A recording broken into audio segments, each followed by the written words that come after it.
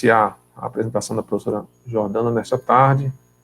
Como disse, o tema, e ela sugeriu, foi violência contra as mulheres potiguares, que tem a ver com as pesquisas que ela empreende na universidade. Professor Jordana, está com a palavra. Obrigada, professor Luciano. Boa tarde a todas e todos. Bom, queria começar reconhecendo que eu ainda estou em fase de ajustar minha agenda para os encontros da sexta-feira, então ainda não consegui participar presencialmente, mas acompanhei o evento do DataJude pelo YouTube, depois assisti, e acompanho também os materiais que estão na pasta, e o Jarvis também está sempre me fazendo os repasses.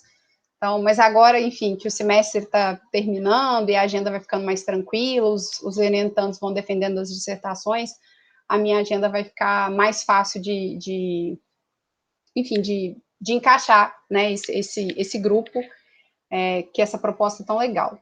Bom, eu conversei um pouco com o Jarvis sobre essa fala de hoje, até porque, como eu falei, eu tenho acompanhado, mas é a primeira reunião que eu participo de fato, e aí fiquei pensando eu acho que tem um diálogo legal que a gente pode fazer, que é, pensando em uma agenda que é muito mais ampla do que a minha própria agenda de pesquisa, que é uma agenda que está colocada para o mundo, que é a agenda da igualdade de gênero, e como isso eu acho que pode ser pano de fundo para algumas discussões que eu acho que a gente pode fazer dentro do grupo. Então, a discussão sobre violência, claro, passa por uma discussão sobre igualdade de gênero, porque a gente está aqui falando de um direito fundamental à vida, né, à sobrevivência, e quero falar um pouco também sobre um outro olhar que a gente tem que ter, que é sobre a condição de vida das mulheres, que acaba, então, estando associado a maiores chances de ocorrência de violência. Então, eu trouxe alguns slides para mostrar alguns resultados, e aí, como eu estou dizendo, eu queria que isso fosse uma conversa, eu acho que tanto eu tenho muito a aprender com o olhar de vocês, e queria, então, mostrar como é que esse pano de fundo sobre uma agenda ampla de desigualdade de gênero pode nos ajudar aí a pensar, vou até olhar meu tempo aqui, mas vou ficar de olho para fazer uma fala. Vou compartilhar os slides aqui, então. Fiquem à vontade, enfim, para interromper, para fazer sugestões. Agradecer, então, novamente o espaço para falar sobre essa agenda. Deixa eu colocar aqui os slides. Deixa eu ver se deu certo.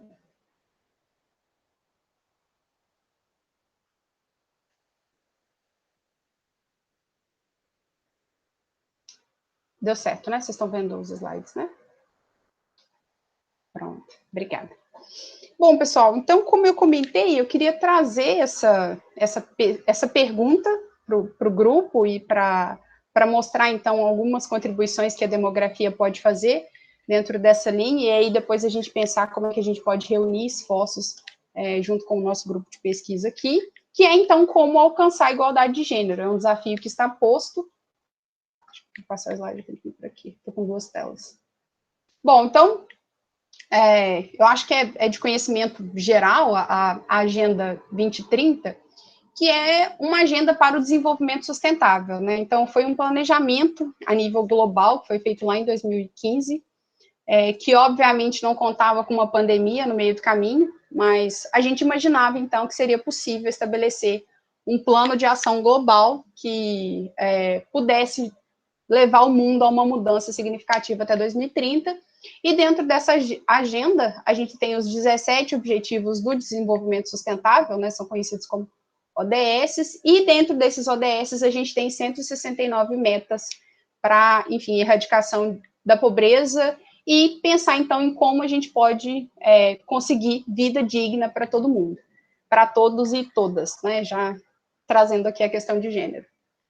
Bom, tem um conjunto, então, de temas, de eixos dentro dos ODS, erradicação de pobreza, que aparece em primeiro lugar, essa é, de fato, uma demanda muito urgente, fome zero e agricultura sustentável, saúde e bem-estar, educação e qualidade, e, em quinto lugar, então, a Agenda 2030 traz o objetivo da igualdade de gênero.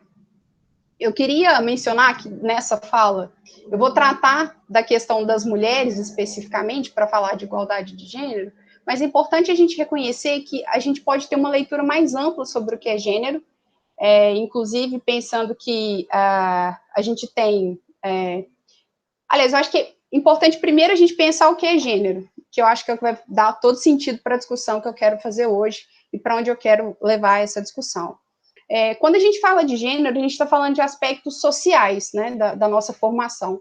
Então, a gente está indo para além de características biológicas, né, então a gente tem características biológicas que separam homens e mulheres, mas quando eu falo de gênero aqui, eu estou pensando em características das relações sociais que separam homens e mulheres. E aí, a gente tem, então, quase que dois extremos de papéis, né, então a sociedade nos separa em papéis muito definidos sobre como é ser mulher e como é ser homem na sociedade. Então, vai colocar alguns atributos sempre para as mulheres, que seria um pouco aí da delicadeza, enfim, de ter uma predisposição maior para cuidar da casa, enfim, várias características que são atribuídas às mulheres, como se fossem questões biológicas, e a mesma coisa, né, questões que são atribuídas aos homens como se fossem dados pelo DNA, pura e simplesmente porque são homens. E aí tem esses extremos, e qualquer pessoa que caminha entre esses extremos gera desconforto na nossa sociedade.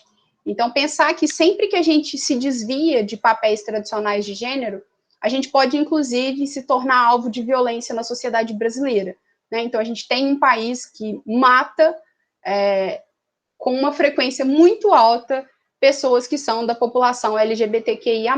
Então, embora aqui eu vá fazer a discussão bem voltada para o contexto das mulheres, eu queria deixar registrado que a gente não deveria pensar em gênero apenas como essa separação de espaços e de relações sociais entre homens e mulheres. Mas, bem, aqui então, dentro dessa Agenda 2030, dentro desse objetivo, que é o de igualdade de gênero, que é o que eu quero trazer hoje, e que é o que eu venho trabalhando, está posto, então, esse objetivo, atingir a igualdade de gênero e empoderar todas as mulheres e meninas. E aí, dentro dessa agenda, é importante que, quando a gente começa a falar de igualdade de gênero, lá na década de 90, para estabelecer os objetivos do milênio, e lá a gente já falava em igualdade de gênero, lá em 2000, o papel de chamar atenção para a situação das meninas, ele não era tão... A gente deu uma ênfase maior agora sobre a importância de cuidar das meninas. E isso vai ficar muito evidente quando a gente olha, por exemplo, para as vítimas de violência aqui no Rio Grande do Norte. Então, a gente pensa em violência contra as mulheres, e em algum momento a gente pode remeter a mulheres adultas, mas a gente tem uma frequência não desprezível de meninas de 0 a 14 anos que são vítimas de, enfim, de mortes violentas aqui no Rio Grande do Norte. E aí, dentro dessa agenda da igualdade de gênero, que é para onde a gente, enfim, deseja caminhar, a gente tem uma definição, claro, né, que a igualdade de gênero, ela não é apenas um direito humano fundamental, então que a gente, nos espaços políticos, econômicos e sociais, a gente conceda os mesmos direitos aos homens e às mulheres, então é disso que a gente está falando aqui, mas é também a base necessária para a construção de um mundo pacífico, próspero e sustentável, né? Então, pensar que sem atingir essa igualdade de gênero, a gente não vai caminhar para esse desenvolvimento sustentável. E essa igualdade de gênero, ou seja, quando a gente pensa que as mulheres acessam tanto quanto os homens o espaço político, o espaço econômico, os espaços de poder, a gente vai caminhar para uma sociedade em que vai haver um efeito multiplicativo desse quadro de mais acesso e proteção às mulheres. E, de fato, o que a gente observa é que países com mais alta renda são onde a gente tem os melhores indicadores de vida e de igualdade de gênero. Então, a gente, de fato, não vê economias avançadas caminhando sem caminhar junto com um cenário de igualdade de gênero. Então, queria também que a gente pensasse toda essa potencialidade que a igualdade de gênero traz.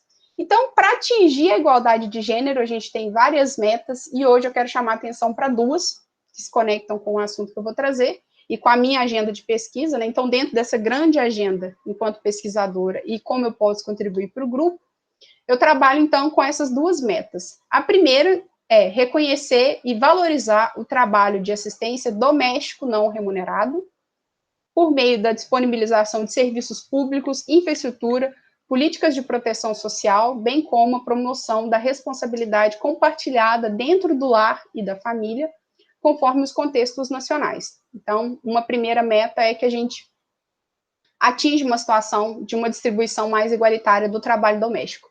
E a 5.2, que é uma outra agenda que eu comecei a me debruçar, agora que eu estou aqui na UFRN, sobretudo depois que eu entrei para a Rede Óbvio, que é eliminar todas as formas de violência contra mulheres e meninas nas esferas públicas e privadas, né, então aqui chamando bastante atenção para isso, incluindo tráfico e exploração sexual, entre outras formas de violência.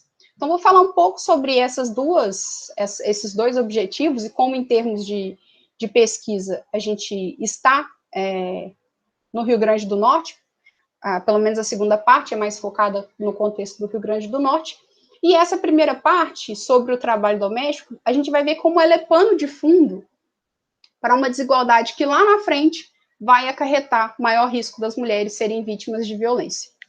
Vou mostrar, então, como é que eu quero conectar essas duas ideias.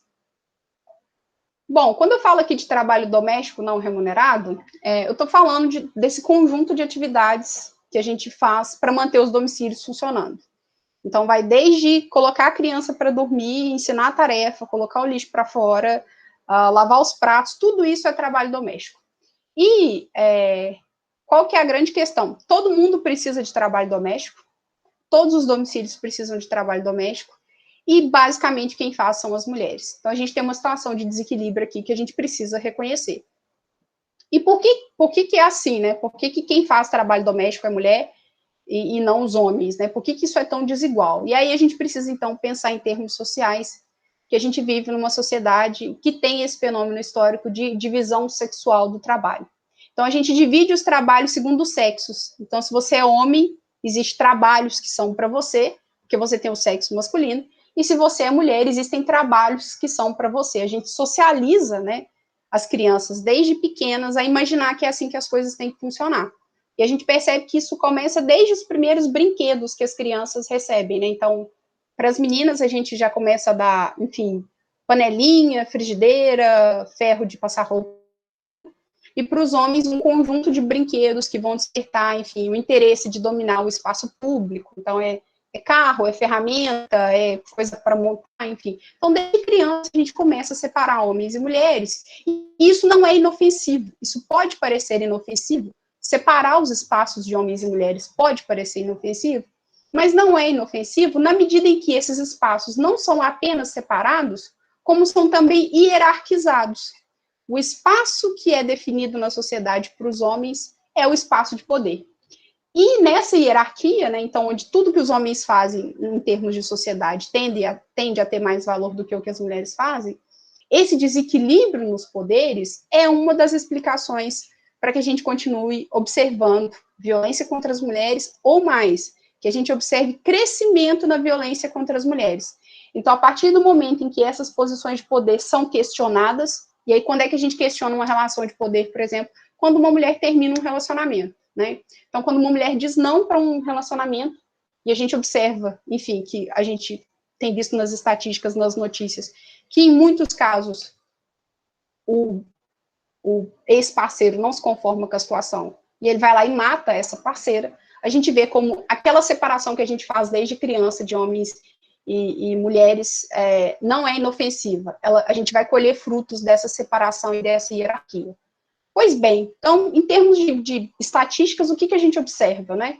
Então, é isso que eu quero trazer. Bom, chamar atenção para essa divisão desigual. Então, a gente tem aí as mulheres sendo responsáveis por grande parte do trabalho não remunerado e os homens responsáveis pelos trabalhos remunerados, onde está o status, onde está a renda, onde está o acesso ao espaço público, tem implicações para a vida das mulheres. Primeiro, as mulheres que têm filho e que são, portanto, as responsáveis pelo cuidado da casa e dos filhos, elas ficam prejudicadas no mercado de trabalho. Então, essas mulheres têm menos acesso à renda. E o que a literatura vai mostrar é que, de fato, mulheres com menos acesso à renda têm mais chance de ser vítimas de violência doméstica e têm menos instrumentos para se livrar de um contexto de violência. Essas mulheres passam, então, também a relatar uma dupla jornada, porque elas trabalham dentro e fora de casa, e é interessante para a demografia, e para a gente até pensar no futuro do Brasil, que a gente tem evidência de que, em alguns lugares, a fecundidade, né, que é o nível de filhos por mulheres, ela está muito baixa como uma resposta das mulheres a essa desigualdade. Então, tudo bem, se a gente não vai alocar da mesma forma o trabalho doméstico, e se isso vai me prejudicar no mercado de trabalho, então nós não vamos ter filho. Então, assim, a implicação chega, então, a um ponto de determinar como é que a população vai se comportar em alguns países, né? Os países que estão aí com taxas de fecundidade baixíssimas. Bom, o que a gente tem no Brasil, né? E aí, pensando esse cenário de dentro e fora de casa. Então, aqui, na parte esquerda, o que acontece ao longo da vida dos homens, na parte direita, o que acontece ao longo da vida das mulheres. Essa linha tracejada é o número de horas por dia que as pessoas fazem de trabalho pago, né, de trabalho que no final do mês vai gerar alguma remuneração. E essa linha contínua é quanto tempo as pessoas fazem de trabalho doméstico não remunerado, que é esse trabalho invisível feito dentro de casa.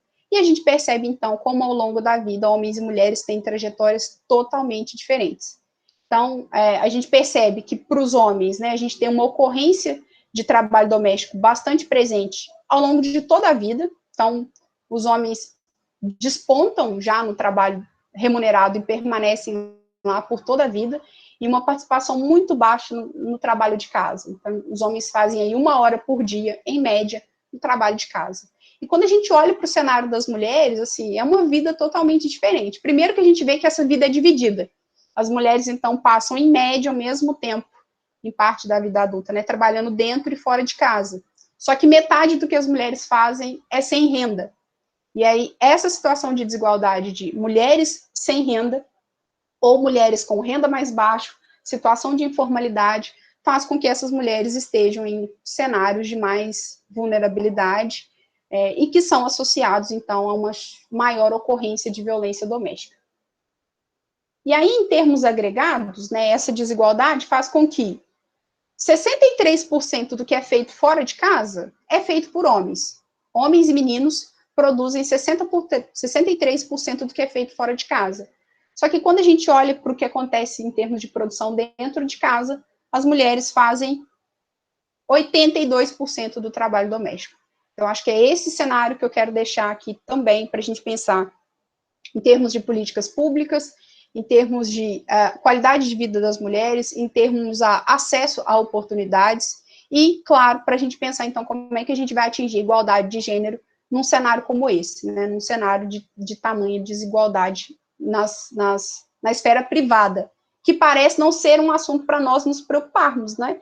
Parece que a gente não precisa se preocupar com a forma como homens e mulheres dividem o trabalho doméstico dentro de casa, isso parece ser de ordem privada.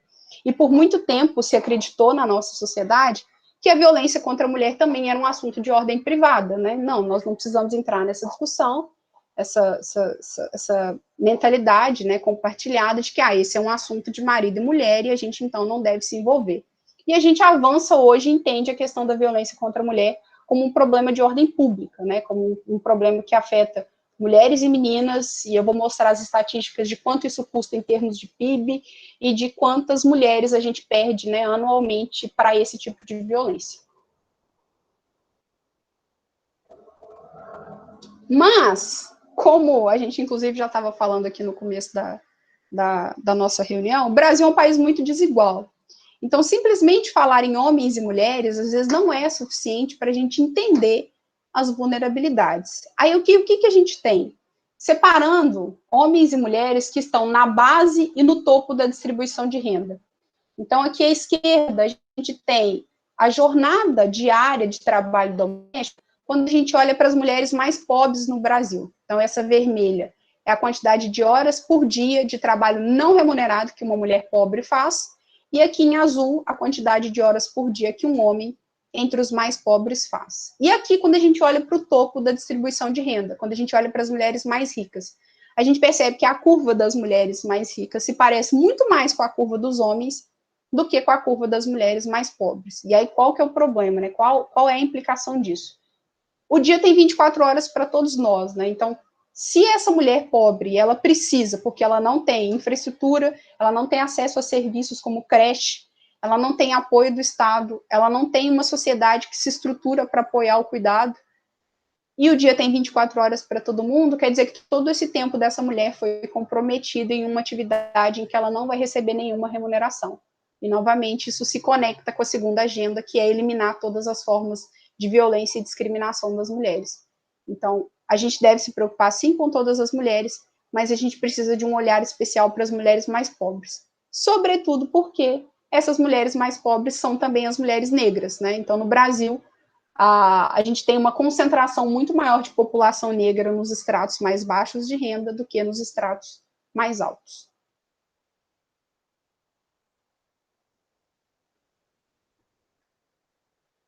Bom, então na parte de valorizar esse trabalho, a gente faz a seguinte pergunta: mas e se esse trabalho fosse remunerado?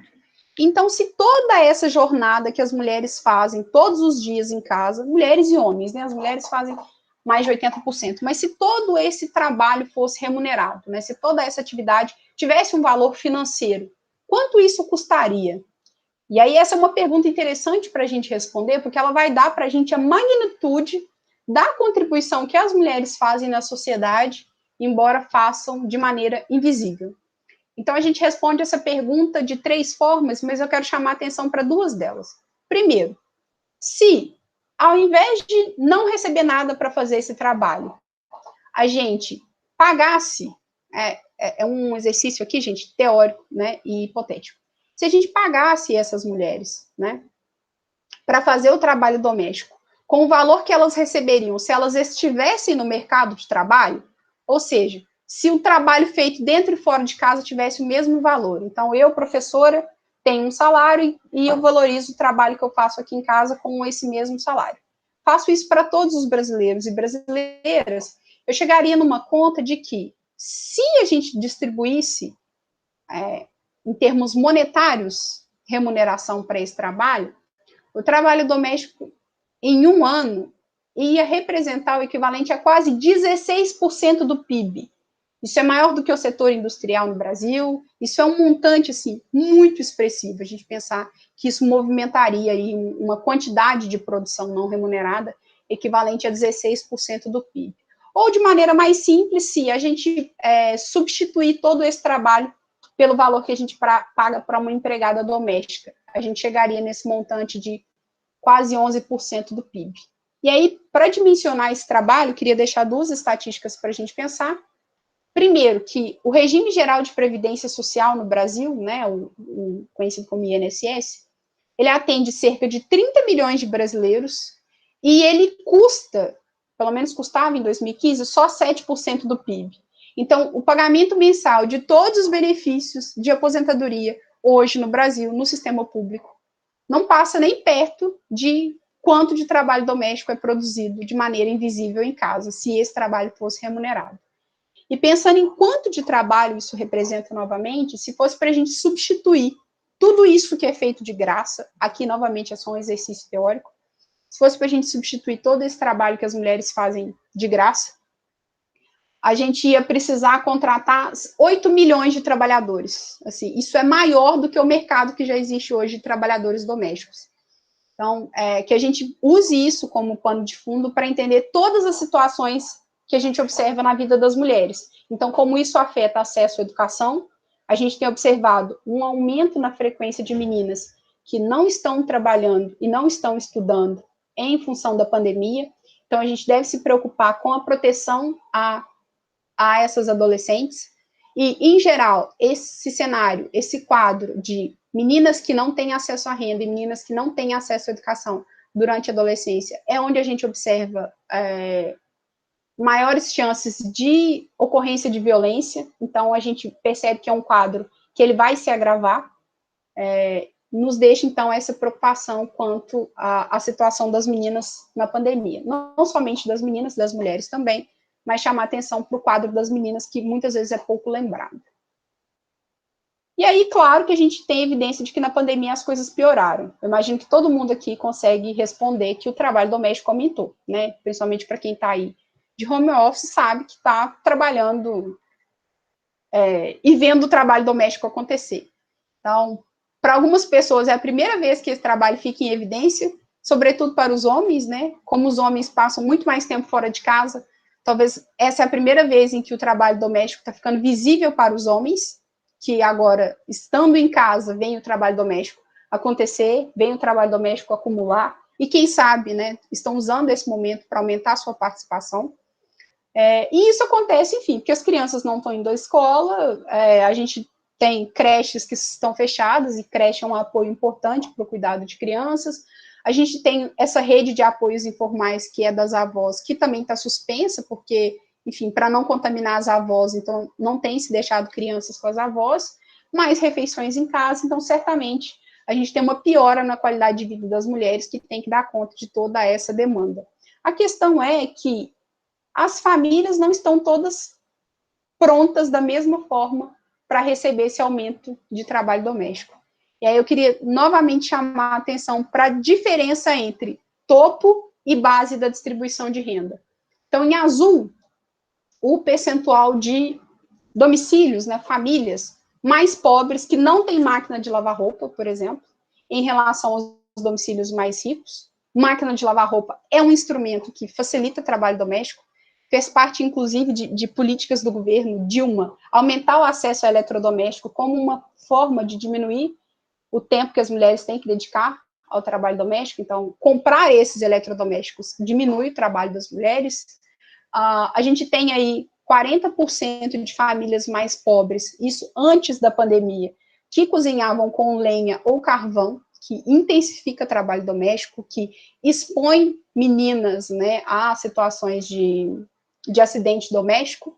Então, a gente tem aí também alguma discussão sendo feita sobre aumento de acidente doméstico com meninas tendo que cuidar da casa, e água não canalizada, que também ainda não é presente em todos os domicílios, e ainda mais, obviamente, ainda menos presente para os domicílios mais pobres.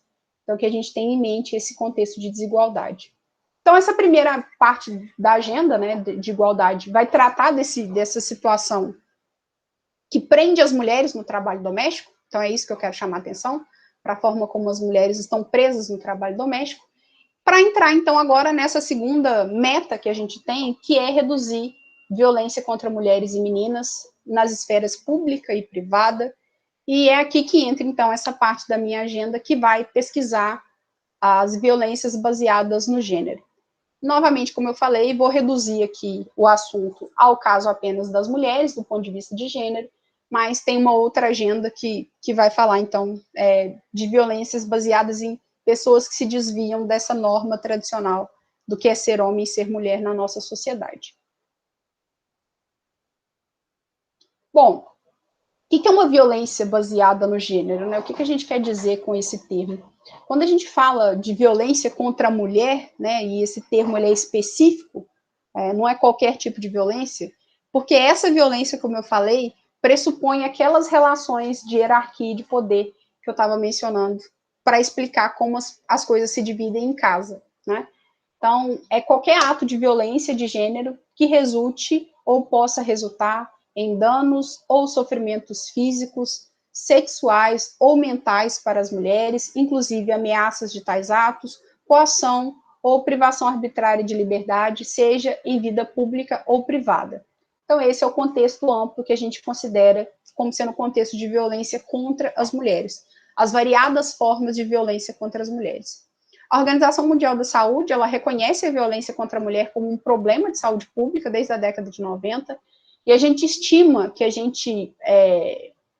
que a despesa envolvida, né, com a violência contra a mulher gire em torno de 2% do PIB mundial. Então, assim, é muito absurdo a quantidade de violência que a gente observa nas suas mais variadas faces contra mulheres e meninas no mundo todo. Então, o problema de violência contra a mulher é um problema presente em países de alta e baixa renda e em países, enfim, do mundo ocidental e oriental. Então, a gente precisa endereçar.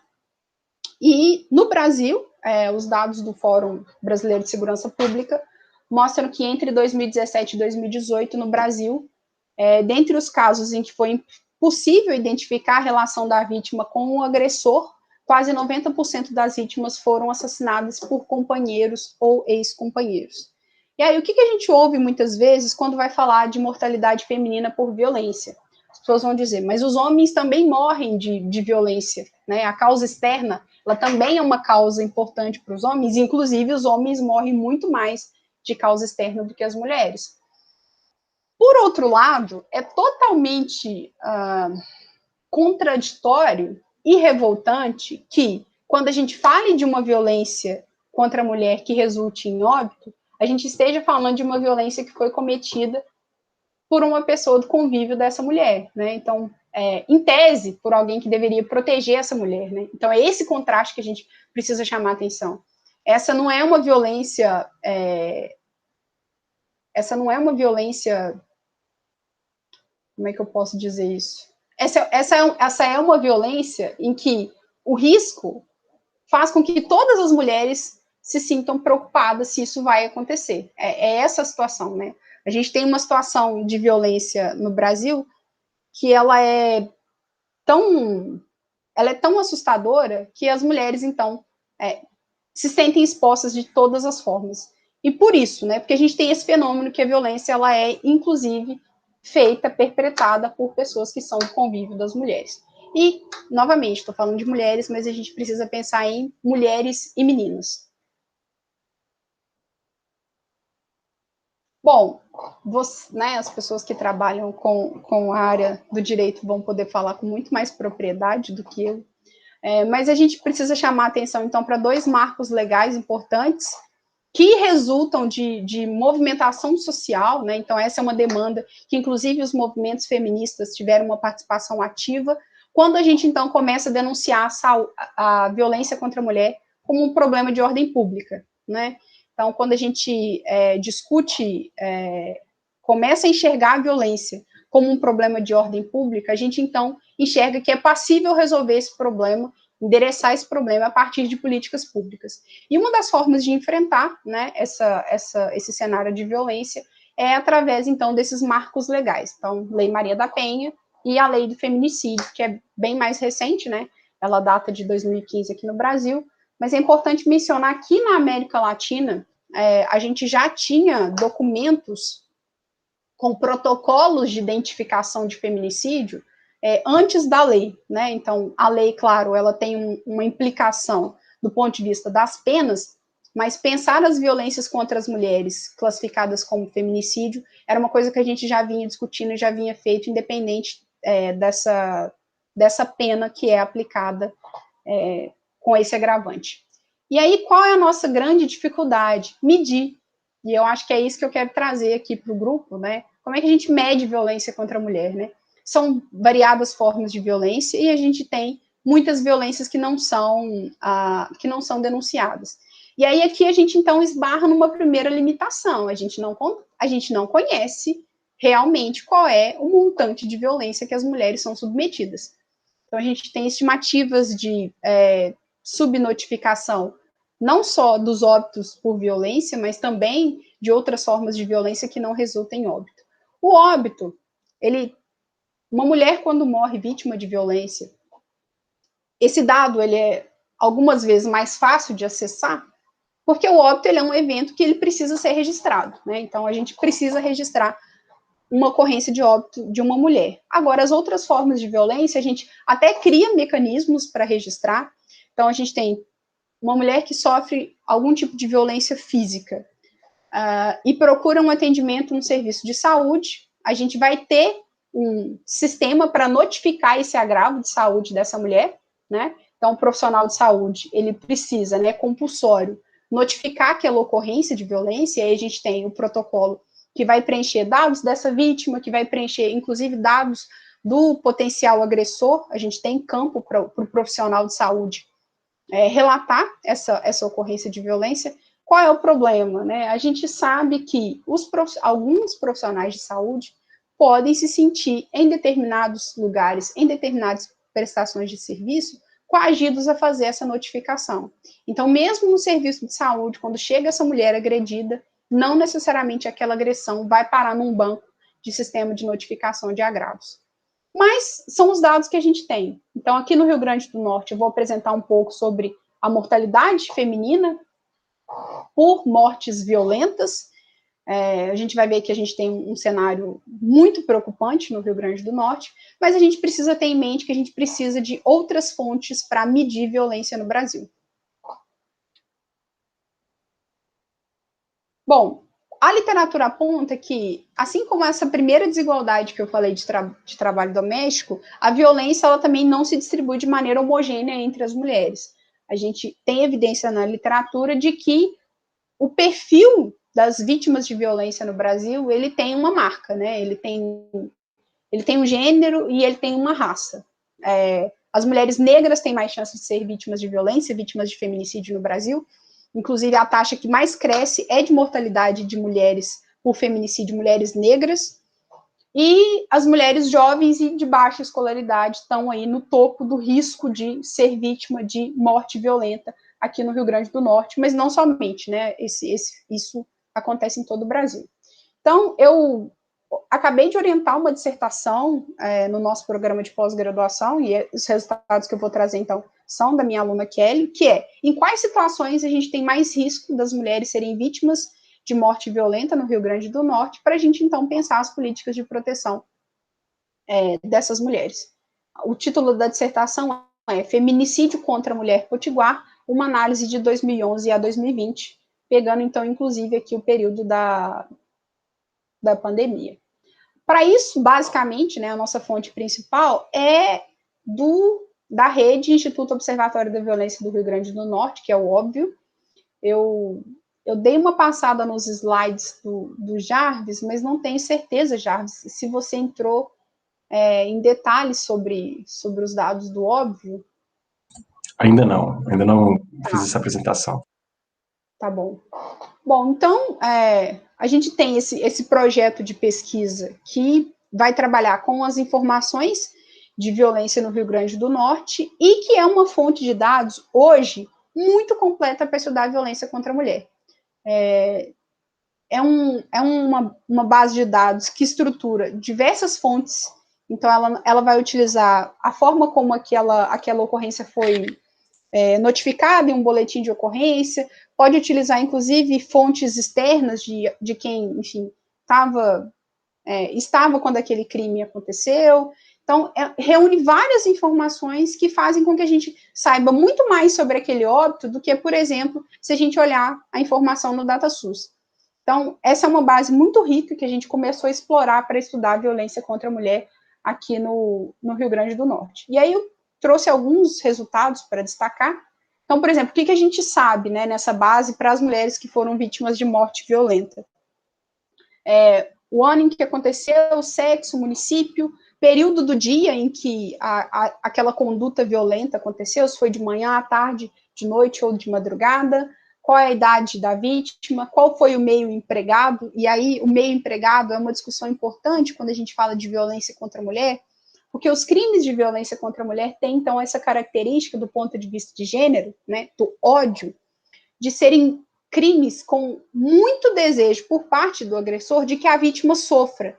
Então, são mortes que, do ponto de vista do meio empregado, vai apresentar muito mais variabilidade do que as mortes de homens entre homens. Então, a morte das mulheres, sobretudo as que são feminicídio, né, tem essa marca, né, de um crime de ódio contra as mulheres, e por isso os meios empregados tendem a refletir esse ódio de fazer, né, de desejar que essa mulher sofra. E aí eu vou mostrar, então, os resultados para meio empregado. O município de nascimento da vítima, escolaridade da vítima, o tipo de morte, se foi homicídio doloso, lesão corporal seguida de morte, latrocínio, intervenção policial ou feminicídio, que os dados passam, então, a ser classificados a partir de 2015, o estado civil da vítima, a renda estimada da vítima, cor ou raça, e o tipo de local, né, se as mulheres foram vítimas na própria residência, em via pública, ou uma morte, por exemplo, que aconteceu no hospital, né, a mulher chegou a ser atendida, mas veio a óbito. O nosso recorte temporal de 2011 a 2020, no Rio Grande do Norte, e quais óbitos a gente analisou, né, os óbitos resultantes, então, de condutas violentas, letais, intencionais, né, um pouco aí dialogando com o Código Penal. A gente, obviamente, não considerou todas as condutas. Então, no banco de dados, em termos de conduta, violência letal intencional, a gente tem o próprio feminicídio, homicídio doloso, intervenção policial, latrocínio, lesão corporal seguida de morte. O que a gente vai usar? A gente não vai usar só o feminicídio para estudar as mortes violentas das mulheres no Rio Grande do Norte, primeiro porque a lei do feminicídio é de 2015, então a gente ainda está passando por esse processo de entender óbitos femininos, né, ocorrências de óbitos femininos como um feminicídio, e aí a literatura também aponta a possibilidade de utilizar proxy, né, de utilizar aproximações para estudar a mortalidade das mulheres por crimes violentos. E aí a gente estuda, então, a violência baseada no gênero, com mortes que são por feminicídio, mas também homicídio doloso, que podem, sim, ter uma intenção baseada no gênero, e lesão corporal seguida de morte. E aí, a gente pode fazer uma crítica a essa decisão de considerar essas mortes para estudar feminicídio como um todo, que o uso das mortes violentas, né, femininas, como proxy de feminicídio na população brasileira pode superestimar as taxas, mas, por outro lado, isso pode compensar parte da subnotificação. Então, de um lado, a gente tem casos que são subnotificados, e, por outro, a gente olha para condutas violentas que podem, sim, ser potencial de um crime baseado, né, de uma violência baseada no gênero da vítima. O que a gente tem? Então, entre 2011 e 2020, foram 1.050 mulheres e meninas mortas, né, vítimas de violência, de morte violenta no Rio Grande do Norte, né, por alguma dessas condutas que eu comentei, né, homicídio, feminicídio ou lesão corporal seguida de morte. É um número alarmante, porque isso quer dizer que uma mulher é morta por crime violento a cada 3 dias no Rio Grande do Norte. Então, a cada 3 dias a gente perde uma mulher para uma morte violenta. É um número muito significativo. Só que as chances de morrer por crime violento, elas variam conforme a idade. Então, aqui, a gente tem a idade da vítima de 0 a 4 anos, até as vítimas que têm 80 anos ou mais, e a gente percebe, então, que aqui, as jovens de 20 a 24 anos são as mulheres que têm a maior taxa de mortalidade por condutas CVL, condutas violentas letais intencionais. E eu queria chamar a atenção para essa taxa de mortalidade aqui, né, por crimes violentos, né, mortes violentas de meninas de 10 a 14 anos, né, nesse período de observação de 2011 a 2019, a gente registra 58 meninas que foram mortas em algum desses tipos de crimes, inclusive o próprio feminicídio. Quando a gente tem, por exemplo, situações em que a morte, a conduta violenta, né, é perpetrada contra a mãe e contra a filha, por exemplo. E, não obstante, né, também é importante registrar aqui que as mulheres idosas também têm uma taxa alta, né, de mortalidade por crime violento, mostrando, então, o amplo espectro da violência, que vai do nascer ao final da vida das mulheres aqui no Rio Grande do Norte, não só aqui no Rio Grande do Norte, né, mas no Brasil, de forma geral. E aí, a gente consegue a informação sobre escolaridade, não de todas as vítimas, mas de uma boa parte delas, e das que a gente consegue, a gente observa que aí cerca de 75% delas não chegaram nem a acessar o ensino médio. Então, é como eu estou comentando. Ainda que o fenômeno da violência seja um fenômeno que atinge mulheres e meninas de todas as idades, de todas as classes, a gente percebe um cenário de mais vulnerabilidade para as meninas e mulheres de menor escolaridade e menor renda.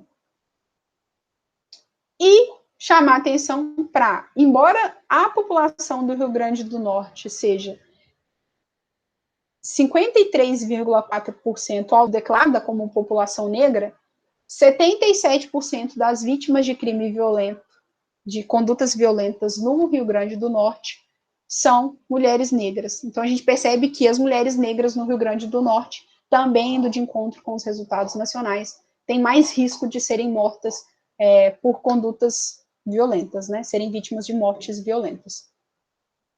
E aqui, como eu comentei, os meios empregados nessas condutas violentas, que no caso das mulheres, a gente percebe, então, o aparecimento de arma branca, objeto contundente, asfixia e outros meios empregados. E essa distribuição, a gente fez o teste, ela é estatisticamente diferente da distribuição de meios empregados na morte de homens. As mulheres, que é o próximo resultado, em 87% dos casos, os homens foram mortos com arma de fogo. E para as mulheres, a gente tem que 79% dos casos, o meio empregado foi a arma de fogo. E quando a gente estima um modelo de regressão para tentar entender, então, se de fato as mulheres têm mais risco de serem mortas por outros meios empregados que não a arma de fogo, a gente observa que sim, esse resultado é significativo.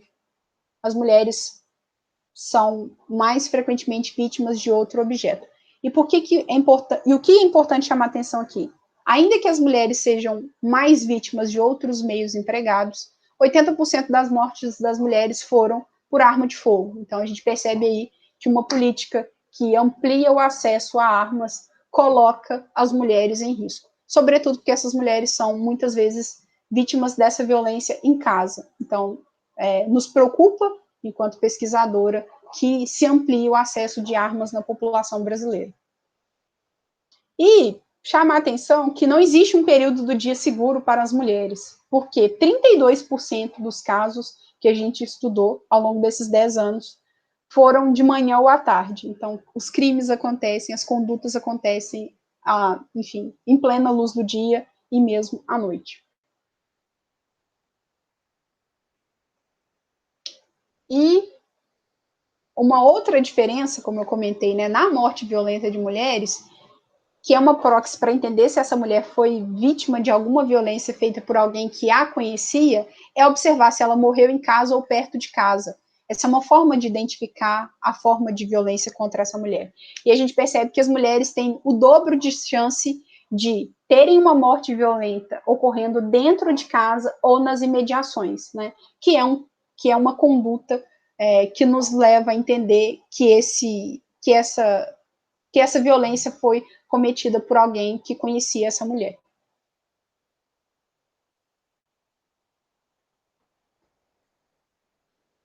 E eu queria chamar a atenção para as diferenças dentro do Rio Grande do Norte. A Kelly fez a estimativa da taxa de mortalidade, e aí aqui é em 10 anos, então é a taxa de mortalidade acumulada para esses... Não, desculpa, aqui já é a taxa anual, desculpa. Então, a taxa anual para algumas regiões dentro do Rio Grande do Norte. E aí a gente vai observar que a gente tem regiões no Rio Grande do Norte com uma taxa de 8,9 óbitos de mulheres a cada 100 mil. 8,56 óbitos de mulheres a cada 100 mil. Essas taxas se assemelham às taxas de mortalidade de mulheres por condutas violentas nos países mais violentos do mundo. Então, dentro do Rio Grande do Norte, a gente tem a amostra de quadro de violência contra a mulher tão agressivo, tão assustador, quanto países onde são considerados como os países mais perigosos para as mulheres, como a Nicarágua, por exemplo, que tem uma taxa de mortalidade violenta das mulheres altíssima. E essa seta vermelha é porque a Kelly faz uma análise temporal, e todo mundo que tem seta vermelha é região onde essa taxa está aumentando. Então, desde 2011, para além de números que já são alarmantes, a gente tem aí números que são crescentes. Chama atenção que aqui na região metropolitana a gente tem observado redução nesses últimos 3 anos, mas ainda assim uma taxa muito alta, uma taxa de mortalidade por conduta violenta de mulheres, né, muito alta. Bom, então, cenário de risco de violência contra as mulheres no Rio Grande do Norte, que eu quero chamar a atenção, as mulheres negras, jovens, solteiras, com baixa renda e baixa escolaridade, são a maioria das vítimas no Rio Grande do Norte, no período analisado. As mulheres têm mais chance de morrer em casa ou próximo da sua casa do que os homens, e elas têm menor chance de morrer por arma de fogo e mais chance de morrer, por exemplo, por asfixia do que os homens. As maiores taxas de mortalidade feminina por crime violento foram encontradas fora da região metropolitana. Então, aqui, onde a gente já observa uma ocorrência alta, ainda não é a região do Rio Grande do Norte com a taxa maior. E o impacto até então que a gente conseguiu observar da pandemia da Covid-19 foi de redução no número de mortes das mulheres por condutas violentas intencionais letais. Isso não vai de encontro ao que a gente encontrou para o resto do Brasil. Os resultados preliminares mostram que, em termos nacionais, a tendência é de aumento nesses casos, mas aqui no Rio Grande do Norte a gente observou uma redução. São menos mortes violentas no ano de 2020 em comparação com 2019, 2018 e 2017. E o que a gente precisa chamar a atenção, e aqui a gente coloca como conclusão do trabalho da Kelly, mas essa é uma demanda colocada por diversas outras organizações, ONU Mulheres, CEPAL, vão chamar a atenção para a importância de aumentar a quantidade de informação que a gente tem sobre violência. Então, quanto mais a gente conhece o quadro de violência, mais a gente consegue pensar em como ajudar essas mulheres. Então, a gente precisa ampliar essas fontes, a gente precisa qualificar essas fontes. Então, mesmo dentro da base de dados, né, do óbvio, a gente percebe, olhando para os casos e para as descrições, que a gente tem ocorrência de violência com todas as características de feminicídio, e ainda assim, essa não é a tipologia dada para aquela ocorrência, então a gente ainda precisa de qualificação e de discussão sobre as formas de classificar os óbitos, classificar essas condutas violentas intencionais letais contra as mulheres. E a ONU Mulheres, então, chama atenção para quais caminhos a gente deve adotar para reduzir esses níveis alarmantes de violência, que eu acho que é o que também se conecta aqui com alguns objetivos que o grupo tem, né? Então, a adoção de leis abrangentes abordando a violência contra a mulher e contra meninas, abordando desigualdade e discriminações com base no gênero, e aí a gente está falando aqui da área do direito da família, por exemplo, que é uma discussão importante na proteção de meninas, mas também acesso a recursos. Então, a gente tem muitas vezes mulheres que não têm dinheiro para pegar um ônibus. Então, é nesse cenário de vulnerabilidade que a gente chama atenção para as mulheres mais pobres. E o próprio acesso ao emprego, né? Então, a possibilidade de acessar renda. Só que aqui, claro, eu estou falando de atitudes individuais, e o problema é um problema estrutural. E é por isso, então, que a gente vai falar da segunda estratégia, que é a estratégia que vai abordar a raiz do problema. Então, a raiz do problema é, de fato, uma situação de desigualdade estrutural entre homens e mulheres na nossa sociedade, e também uma desigualdade estrutural entre grupos raciais que, combinados com desigualdades socioeconômicas, fazem com que certos grupos de mulheres sejam mais vulneráveis. Então, enquanto a gente também não atacar essas desigualdades, é difícil resolver a situação de violência contra as mulheres, e chama atenção também para a importância de serviços essenciais centrados nas mulheres que são vítimas de violência, né, no que eles chamam de mulheres sobreviventes, porque muitos casos de violência vão resultar em óbito. Então, a forma de conduzir as políticas de proteção às mulheres que são vítimas de violência. Então, a gente precisa, por exemplo, discutir o dimensionamento da Casa da Mulher Brasileira, de fato, quantas mulheres a gente está conseguindo atender e qual é o público, na verdade, que precisa desse tipo de atendimento. E sem estatística, a gente não consegue dimensionar essa política, né? Então, de novo, por isso eu quero chamar a atenção do potencial para essa nossa colaboração. Bom, é isso. Queria deixar esse recado e deixar registrado também meu respeito às 365 mil vidas perdidas pela pandemia da Covid-19 no Brasil.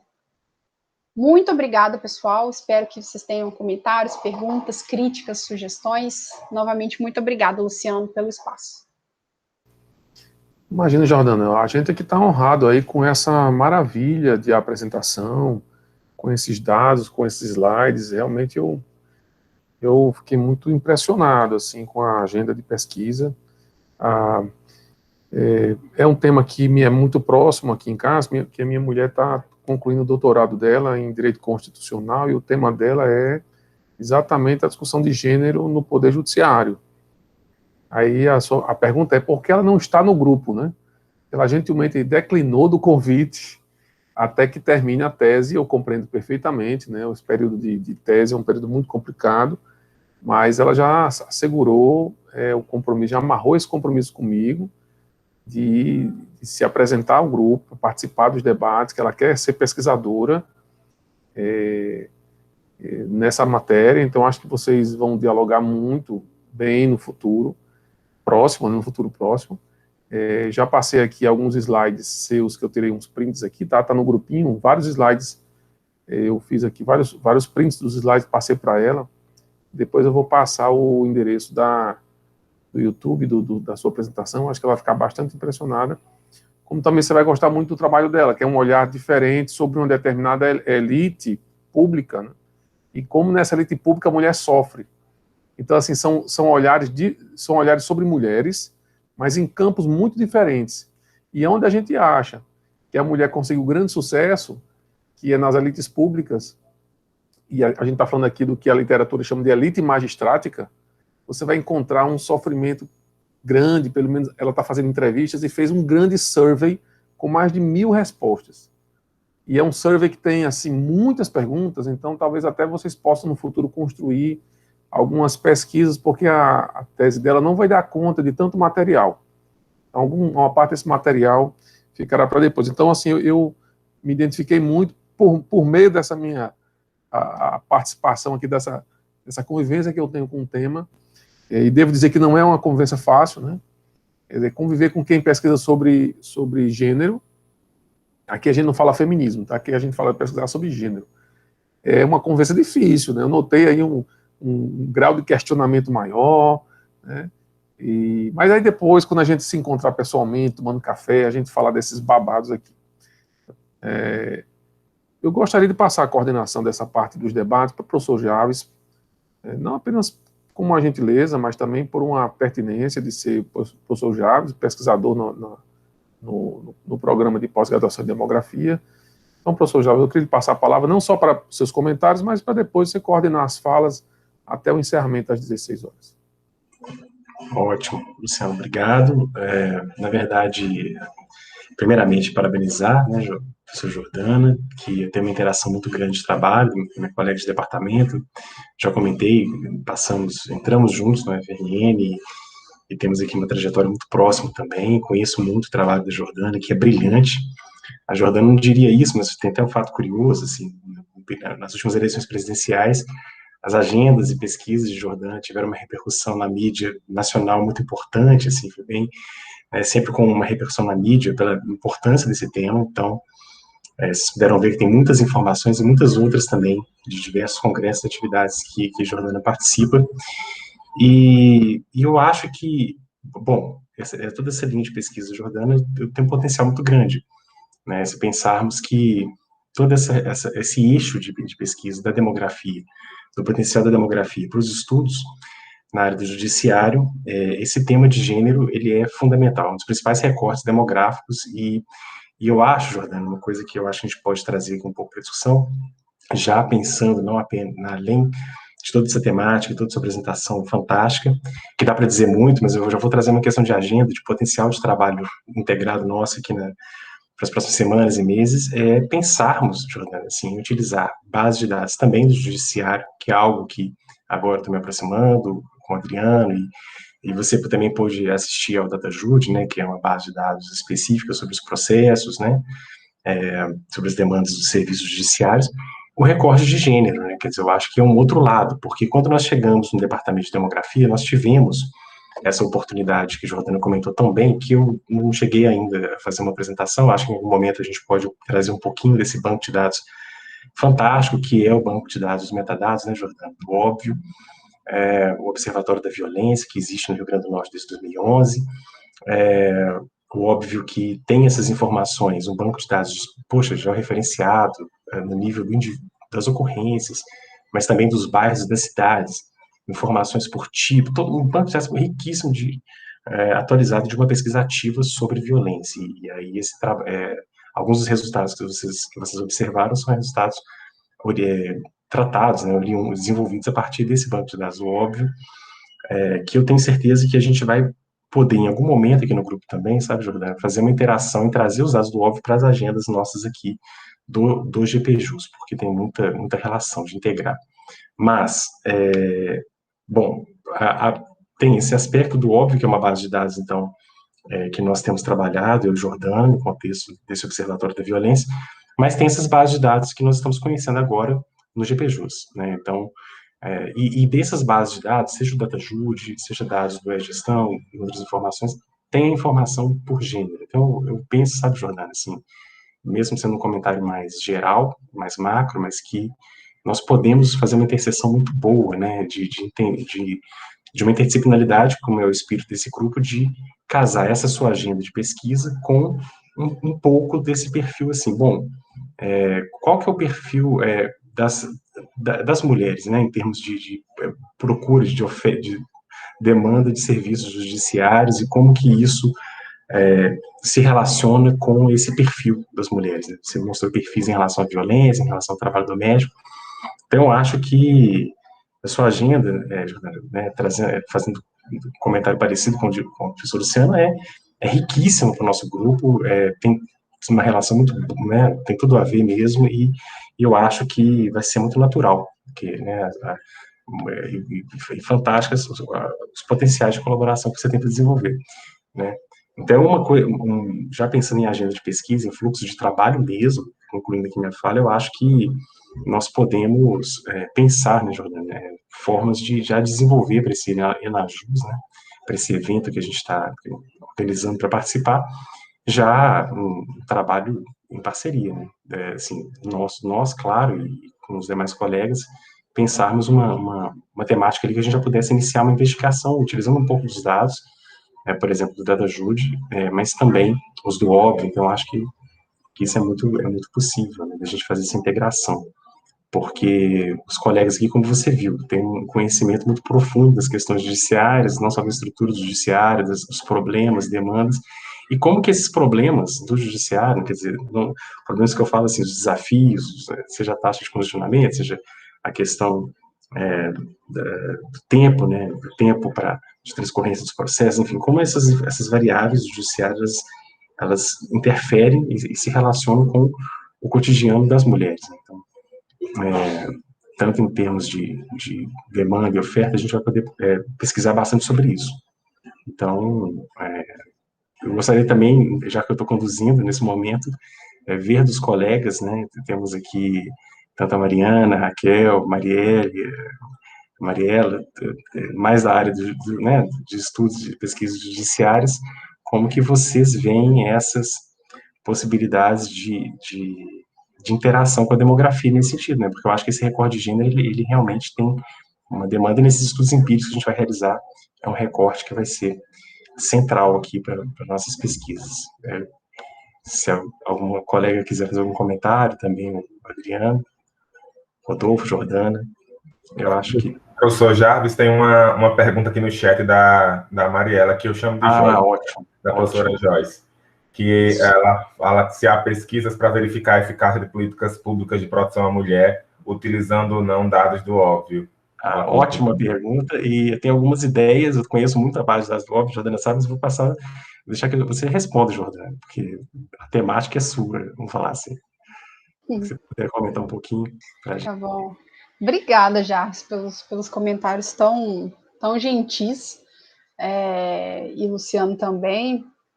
Eu não sei se vocês acompanharam, inclusive, pegando um pouco o gancho ainda primeiro da fala do Luciano, eu acho que foi no STJ, não estou lembrando mais, mas lançaram uma programação do mês da mulher, vocês chegaram a ver? E aí era assim, como planejar refeições, como organizar o trabalho. Eu fiquei tão revoltada com aquilo, eu sei que não durou, caiu, assim, ficou 24 horas no ar e a coisa caiu, mas assim, e eu fiquei pensando, né, eu falei, gente, cardápios, eu fiquei pensando, gente, sinceramente, se vocês queriam dar um presente para as mulheres no mês da mulher e tal, vocês deviam oferecer um curso para os homens, né, assim, eu pensei por uma outra lógica, não sei se vocês viram, mas eles mudaram depois, se retrataram e tal, mas isso gerou bastante debate, e no que o Luciano está falando, né, mesmo quando a gente está olhando, né, para um cargo que é tão, assim, é isso, sim, mulheres de alta escolaridade, alta renda, né, inclusive um perfil de mulheres com acesso a diversos serviços, e ainda assim, para essas mulheres, as pessoas acham necessário ensinar coisas sobre trabalho doméstico. Assim, a discussão que isso gerou, espero que não aconteça de novo, eu acho que é com essas situações que as pessoas param para pensar, assim, eu acho que foi um choque, que para todo mundo estava tudo bem, assim, e quando aquilo chegou, as pessoas falam, meu Deus, não está tudo bem. Eu chamei atenção para isso, com a fala que o Luciano fez. Bom, a gente tem, respondendo agora um pouco a pergunta da Mariela, essa é uma pergunta que a gente quer responder de fato. A gente tem uma dificuldade que é, bom, primeiro, aqui a gente estava tratando só com dados enfim, dados que são totalmente anônimos, então a gente não tinha nenhuma informação para identificar essa vítima, mas existe um potencial dentro da rede, óbvio, e aí com isso a gente vai depender, inclusive, de uma discussão que a gente faz sobre o sigilo dos dados, e eu acho que vale a pena mesmo, já, se a gente pensar em uma reunião para apresentar isso, ligar, por exemplo, a existência de uma denúncia prévia dessa mulher, se essa mulher, então, fez algum tipo de denúncia de violência doméstica, e analisar o desfecho, então, por exemplo, das mulheres que fizeram denúncia, e é um número muito triste, né? Quantas, infelizmente, vieram a óbito? E comparar isso com a taxa de mortalidade por causas externas geral. Já tem algumas pesquisas pontuais sobre isso no Brasil. Aqui no Rio Grande do Norte a gente ainda não fez, que a gente está, então, aí nesse processo, que é um processo delicado, né? Porque aí sim a gente precisa conhecer a vítima. Com essas estatísticas a gente não precisa identificar. Mas para ligar uma informação na outra, aí é uma questão de sigilo mesmo, né? Porque a gente precisa saber, uma das formas, né, de avaliar a eficiência das medidas protetivas e da própria denúncia é, por exemplo, então, saber, na média, né, quantas mulheres, infelizmente, são vítimas de feminicídio em relação às mulheres que, por exemplo, fazem denúncia. Essa é uma forma. Agora, o que eu acho que a gente pode conectar às agendas a gente tem aqui, então, um dado de demanda por esse serviço, né, pensando que todas essas ocorrências deveriam ser investigadas, e, por outro lado, a gente pode olhar para os dados, então, dos processos, né, imaginando toda essa demanda dessas 1.050 mulheres, né, se transformaram o quê em termos de processos, talvez, que a gente pudesse identificar. Sim, a gente tem, enfim, taxas de resolução. Eu já vi muita literatura sobre taxa de resolução de homicídios, né, de homens, mas eu acho que a gente avançou pouco sobre o estudo das taxas de resolução dessas mortes violentas contra mulheres. Só que aí a gente está, então, com essa necessidade de estruturar a questão do sigilo, né, Jas, que ela não é fácil de resolver. E aí eu acho que seria legal a gente se unir para fazer essa pesquisa, quem tiver interesse, né, Jas, assim, porque é isso, a gente tem um lado da história, que são os dados, mas é muito importante trazer o conhecimento sobre a parte, né, enfim, todos os conhecimentos da parte do direito, para a gente conectar as duas coisas, e inclusive discutir melhorias. Então, se a gente chega em determinada conclusão sobre como a gente consegue proteger as mulheres, né, o que a gente não tem conseguido fazer, ou em quais regiões a gente não tem conseguido atuar. Então, pensando em se a gente consegue conectar essas informações, mulheres que são vítimas, mulheres que denunciam e processos, a gente vai poder, assim, fazer uma grande contribuição na agenda de políticas de proteção às mulheres no Brasil. Com certeza, inclusive, uma característica muito positiva dessa agenda de pesquisa nossa é que, normalmente, na demografia, um dos problemas das bases de dados, a Jordana sabe muito bem, é a questão temporal, né? Então, a principal pesquisa da demografia é o censo e tem 10 anos. E tanto da parte dessas ocorrências de violência contra a mulher, temos esses dados, então, do óbvio que temos comentado. Por exemplo, uma informação que eu não me esqueço, organizamos um evento para o óbvio, é que somente no ano de pandemia, porque os dados são muito atualizados, são atualizados, na verdade, em tempo real. É bem legal essa pesquisa, inclusive, tem essa questão que depois a gente organiza mais, assim, uma fala, numa próxima reunião, de que os dados do óbvio são dados sigilosos, mas que nós temos esse acesso a essa pesquisa ativa que a gente pode disponibilizar aqui. Só no ano da pandemia, no ano passado, 2020, houve um aumento de quase 200% da violência. Assim, o Jordana trouxe alguns dados, mas tem esse número também, né, Jordana? Não sei se eu comi mosca na sua apresentação, mas quase 200% de aumento das ocorrências. Porque aqui a gente olhou só para os óbitos, né? Então, em termos de mortalidade, não houve aumento, mas em termos de denúncias, houve um aumento, assim. Então, que são duas formas de estudar a violência, né? O óbito é o grau mais elevado dessa violência, né? Então, é quando aquela violência termina na morte daquela mulher. Mas as outras formas de violência, aí sim a gente tem evidência de que aumentou. Principalmente aquela formulação que foi feita da possibilidade de denúncia virtual, que até então não existia, né? A vítima tinha que fazer a denúncia presencialmente, E aí a grande dificuldade é, né, como se movimentar na pandemia para fazer essa denúncia. Segundo, que principalmente durante os primeiros meses de isolamento, essas mulheres estavam convivendo por muito mais tempo com os seus potenciais, enfim, agressores, né? Seja, enfim, cônjuge, pai, tios. Então, tinha toda essa dificuldade para as mulheres relatarem, e ainda assim, a gente percebe que, e aí isso seria interessante a gente, inclusive, analisar também, né, que foi o efeito, então, da possibilidade de registro de denúncia pela delegacia virtual sobre os registros de ocorrência em 2020. Bacana, Jordana. E para concluir da minha parte, assim, algo que eu achei interessante, aí eu estava dizendo também essa questão da precisão temporal.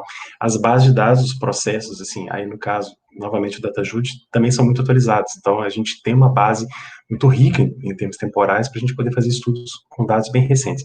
E uma segunda coisa, Jordana, que eu acho que é uma agenda, que é algo que a gente pode pensar, que eu percebi que foi um desejo da Kelly, a se orientando, que é muito interessante, pessoal, é assim, é que esses dados, então, de ocorrências do óbvio, eles são dados que nós temos até a identificação da vítima. Claro que são informações sigilosas, que o Jordano está falando desse problema, que imagina um problema jurídico que a gente tem com isso, né?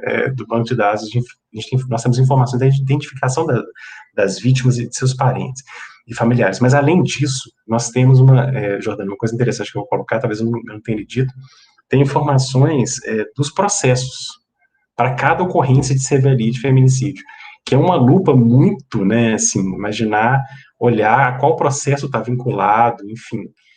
A gente tem essa informação e poder isso, eu acho que merece mais à frente, não estou dizendo que agora ou que seja para justo, mas esse banco do óbvio, nós captarmos informações específicas dessas CVLIs, desses crimes de violência intencionais, das mulheres, então, por exemplo, alguns casos, né, e poder ir a fundo nesses casos e entender um pouco como isso foi lidado na justiça, né, quer dizer, em termos de informações como casos solucionados, julgados, com sentença ou não, enfim, né, a gente pode investigar um pouco como que isso foi lidado no âmbito judiciário e ver um pouco desse contexto da demografia, mas também com as questões judiciais. Eu acho que a gente tem um campo aí bem legal para desenvolver.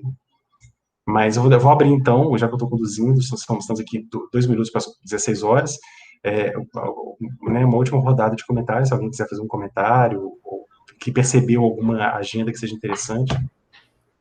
Oi, professor Jarvis. Oi, pessoal, boa tarde. Olá. Eu quero parabenizar a professora Jordana, dizer que eu achei incrível a pesquisa. Já quero fazer um convite, porque eu quero a professora Jordana falando para os alunos do curso de Direito lá na UNP a respeito do tema. Quero convidá-la para um momento de uma palestra com os alunos, porque além da questão jurídica e do direito, né, da legislação em si, o aluno conhecer do dado, enxergar esse dado é valioso. Na verdade, é valioso para a sociedade como um todo, né?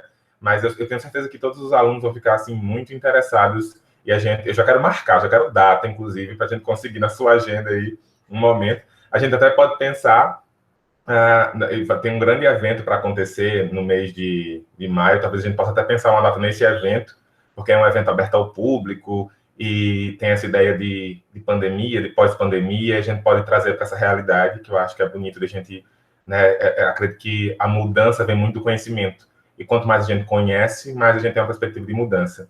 E sobre a pesquisa em si, gostei muito da palavra de tentar trazer a realidade dos processos judiciais e como a maior quantidade de violência contra essas mulheres ou contra o gênero, ela acontece para as pessoas de baixa renda, talvez também coletar informações e dados da Defensoria Pública do Estado, por exemplo, e das próprios núcleos de prática jurídica, possam trazer informações relevantes, principalmente na defensoria, porque alguns núcleos de prática não atendem criminal, né? Mas principalmente na defensoria pública, eles têm um núcleo específico de proteção, que é o NUDEM, e aí esse NUDEM, ele atende essas mulheres, ele tem uma área de encaminhamento dessas mulheres para atendimento psicológico, atendimento no serviço social, além de toda a questão de judicialização das demandas, né? Então, esse dado, essa informação e a forma de tratamento de recepção dessa mulher, né? Porque, de fato, a justiça ela vai ter ali essa função julgadora, mas a recepção dessa mulher, quem conhece, quem entende, quem até dialoga com essa mulher por exemplo, no que eu estou falando, a Defensoria Pública. Talvez essa, né, uma conversa com a coordenadora do núcleo, entender um pouco desse processo, os dados que eles têm também, todo o arquivo que eles têm desses dados, possa ser interessante para a pesquisa. Tá bom? Parabéns, de verdade. Obrigado. Eu também queria parabenizar, vou aproveitar. Eu continuo? Posso continuar, né? E gostei bastante, é um tema muito abrangente, e gostaria também de sugerir uma certa pesquisa, uma temática assim, de pesquisa que está muito relacionada, que eu consegui vislumbrar, que é que a gente teve a aprovação de uma lei em 2019, que ela veio garantir a prioridade processual de processos judiciais que envolvam violência doméstica e familiar nas ações de divórcio e de dissolução de união estável, que é justamente né, devido a essa questão de que muitas vezes não há, após a dissolução do vínculo das relações, não há uma certa aceitação por parte do ex-companheiro do rompimento. Então, eu acho que seria muito interessante, porque traria essa questão do judiciário, né, de entender até que ponto essa garantia de priorizar esses processos que envolvam violência doméstica, e aí, seja contra a mulher, seja contra o homem também, e isso daí seria uma política pública que tem sido eficaz. Até que ponto e essa garantia tem contribuído nessa questão do gênero. E parabenizar, foi muito, muito rica a sua exposição, professora. E eu posso até colocar aqui o número da lei, porque se vocês se interessarem, vocês podem analisar melhor. Obrigado, Mariana, também. Da minha parte, já para até repassar ao Luciano, porque possamos dar um encerramento também. E aí, antes de passar a palavra para a Jordana também para fazer suas últimas colocações, né? Respondendo os colegas, algo que o Jordana também não comentou na apresentação, mas que eu posso fazer um pouco de propaganda. Jordana é um excelente econometrista, excelente em métodos quantitativos, então, muita essa expectativa, sabe, Luciano, de rodar as regressões, as variáveis, análise de condicionantes. Jordana, nossa, experta, professora dos principais ciclos de métodos quantitativos de ciências materiais, né, Jordana? Então, eu já comentei isso em algum momento, mas você levanta essa bola também para o grupo, porque, Jordana, só para dizer o seguinte, que eu, pelo menos, estou organizando 2 artigos, com a Adriana também, né, Adriana? E eu acho que seria muito interessante você estar participando conosco, né, rodando os modelos, para que, né, a gente possa utilizar da sua expertise, né? Mas eu passo a palavra para você, Jordana, para as últimas considerações e a gente dá encaminhamento. Tá bom, Jarvis, obrigada. Muito obrigada pelos comentários, Rodolfo e Mariana. Rodolfo, pode contar comigo. Eu sou da mesma opinião, assim, de que o conhecimento é o que vai transformar a sociedade. E aí para quanto mais pessoas a gente puder levar essa informação, essa realidade, sobretudo com números, né? Eu acho que isso amplia o nosso alcance. E eu acho legal também porque diversas pessoas às vezes viram uma chave quando vêm os números, né? Assim, então, acho que é um impacto positivo que a gente tem quando a gente fala do assunto, apesar de ser um assunto muito pesado. Eu queria só registrar a dificuldade que é, enquanto mulher, estudar violência contra a mulher. É um assunto bem... A minha orientanda também relata bastante dificuldade quando vai abrir a base de dados e tem 1.050 mulheres que foram mortas, e a gente tem lá a idade, uma história de vida, né? Então, assim, chamar atenção para a dificuldade que é estudar esse tema. Então, pode contar comigo, Rodolfo. E eu gostei muito dessa sugestão que você fez sobre a gente olhar para a Defensoria Pública. Por isso que eu acho muito legal a gente ter esse diálogo, porque são ideias que eu, dentro da minha área, não teria, e que a gente pode, então, colaborar e fazer coisas juntos. Gostei muito dessa sugestão, e na mesma linha a sugestão que a Mariana fez. Eu não conhecia essa lei, ainda não tinha realmente ouvido falar, mas é relativamente recente. A gente pode pensar, então, inclusive, em analisar, deixar talvez correr um pouco mais de tempo, talvez mais 1 ano ou 2, e aí a gente vai conseguir, de fato, medir, a gente pode até, combinando com os dados do óbvio, né, já que a gente, então, tem as informações sobre o processo, enfim, identificar o impacto dessa alteração. Gostei muito das 2 sugestões e estou aberta a contribuições e colaborações, então, se tiver alguma coisa, né, que eu possa ajudar, enfim, estou para jogo. Agradecer novamente o espaço, obrigada, Luciano, obrigada pela condução, Jarvis, e estou à disposição. Depois eu coloco os slides lá na pasta, que eu acho que vocês estão fazendo isso, né, para compartilhar. Joia.